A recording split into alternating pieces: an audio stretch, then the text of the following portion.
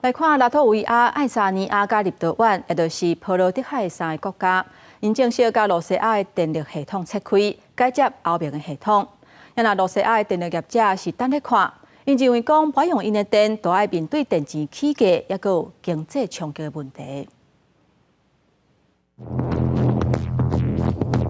欧盟执委会主席冯德莱恩甲相关国家的元首也是部长共同主持启动仪式，代表性将波海三国的电力系统纳入欧盟的体系中。欧盟甲各国政府拢坦白讲，这是政治性的决策。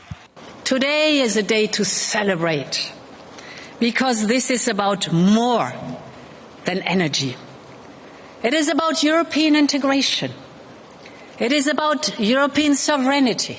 原属于前苏联的波海三国，伫苏联解体了后，由原继续甲罗西亚共用电力系统。2001年，包括白俄罗斯、罗西亚甲波海三国共同组成电力联盟，由罗西亚电力业者统一供电。甲本土小价的加里宁格勒是由罗方就罗波海国家供应电力。虽然波海三国先后伫2004年3月甲5月加做北约组织甲欧盟会馆，毋过这5个电力网络由原平安无代志。毋过伫2018年，三个国家共同决定，渐渐转向连接欧盟的电力系统。拄啊过这礼拜六开始，甲罗方的电力连接接断了后，2月份会各自做独立测试，考验各国敢会当伫连接欧盟进程顺利运作。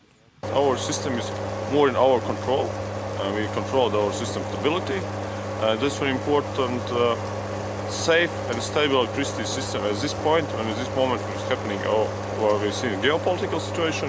I would say this is one of the critical moments for our situation.